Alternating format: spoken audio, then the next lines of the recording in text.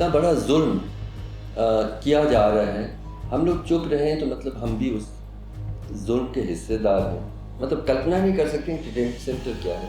नरक के नज़दीक अगर मैंने कोई जगह देखी है वो डिटेंशन सेंटर है। उस व्यक्ति को निकाल नहीं सकते हैं जिसका जो एक जेनोसाइड के हालत में जाएगा। शरणार्थी को मिलना चाहिए, स्कूल मिलनी चाहिए, राशन मिलनी चाहिए, और हम लोग 22,000 लोगों को संभालने से हमारी कोई गरीबी बढ़ेगी।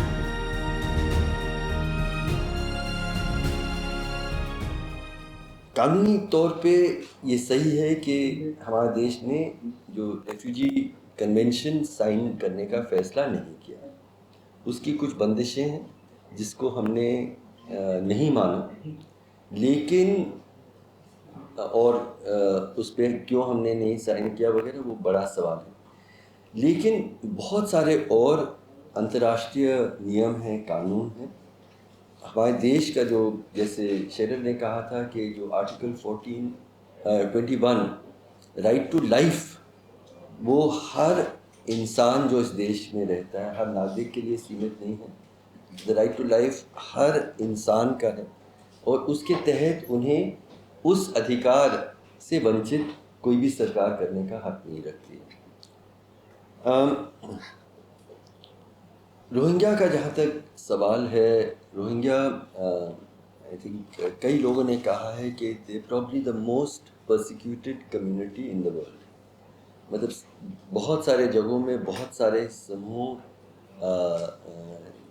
को हिंसा और अत्याचार का सामना करना पड़ रहा है, लेकिन आज कई लोग मानते हैं कि रोहिंग्या से ज़्यादा पीड़ित कोई भी समाज नहीं है। और उन अपने देश में रहने से जो हालात जिसका वो सामना कर रही है, the international court of justice ने 2018 में ये घोषित किया कि वो एक नरसंहार का सामना कर रहे हैं। ये बहस का विषय नहीं है, ये माना गया है by the highest court of the world कि रोहिंग्या के लोग नरसंहार का सामना कर रहे हैं। अब नरसंहार का मतलब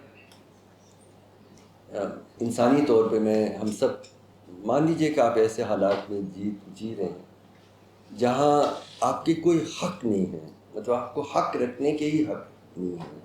सरकार जब चाहे आपको, आपकी माँ या पिता को, आपके बच्चों को किसी भी वक्त उठा सकते हैं, बंद कर सकते हैं, आपको घर से खदेड़ सकते हैं। आपको नागरिक हक कोई भी बचा नहीं है और आप असुरक्षा में रहते हैं, तो आप क्या करते हैं? मैं पूछ रहा हूँ, आप कहीं ऐसे जगह दुनिया में ढूंढते हैं जहाँ पे आपको सुरक्षा हो।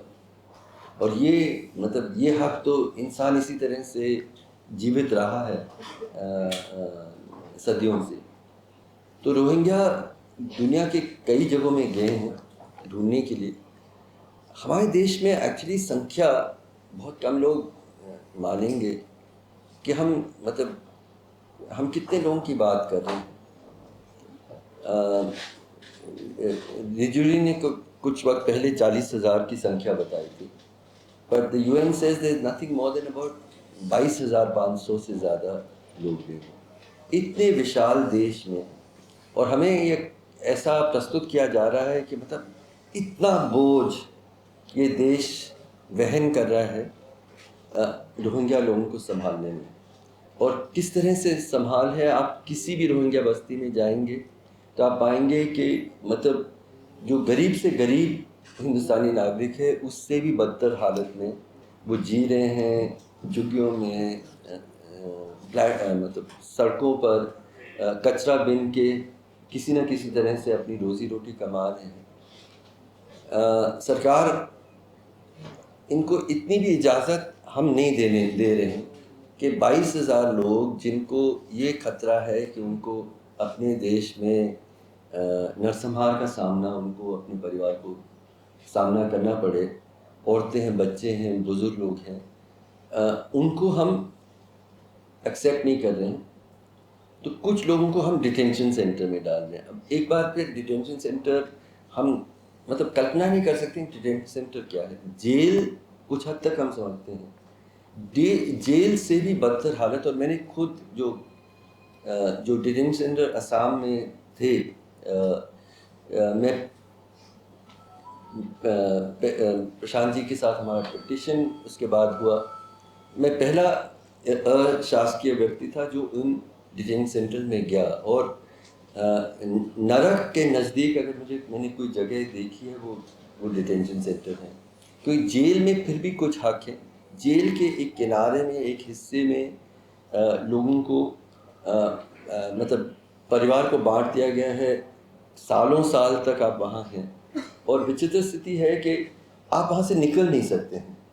अगर आप रोहिंग्या हैं तो अगर आप निकलेंगे तो आप एक नरसंहार के हालत में जाएंगे। और अगर आप तथाकथित बांग्लादेशी हैं, बांग्लादेशी आप हैं नहीं, आपके पास कागज़ नहीं है, बांग्लादेश आपको तब स्वीकार करेगी जब वो मानेगी कि आप बांग्लादेशी हैं।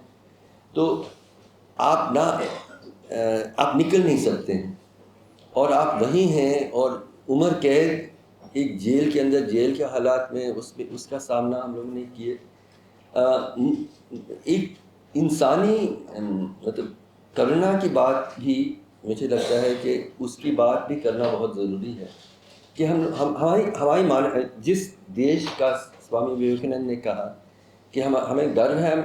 क्या हमें गर्व है कि हम 22,000 लोग जिनको जो जेनोसाइड का सामना कर रहे हैं उनको हम रखने के लिए हमारा दिल इतना तंग हो गया है, हमारे साधन इतने सीमित हो गए हैं।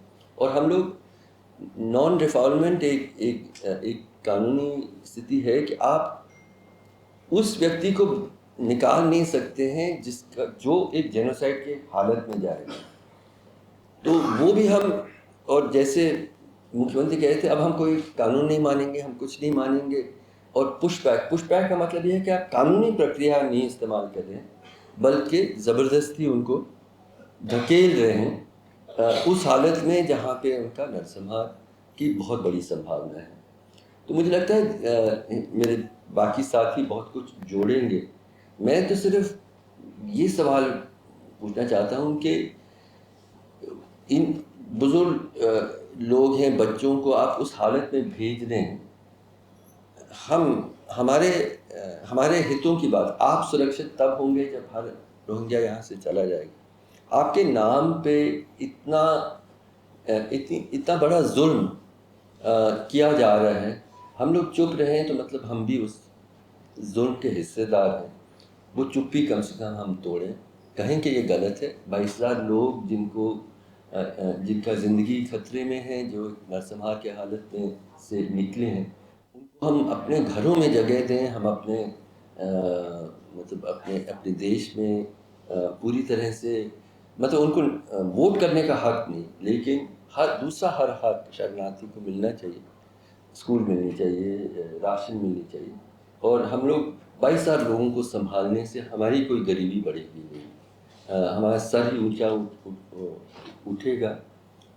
यही मैं मानता हूँ। और उस इंसानियत के नाते मैं अपील कर रहा हूँ कि हम लोग इसके बारे में अपनी खामोशी तोड़ें। शुक्रिया।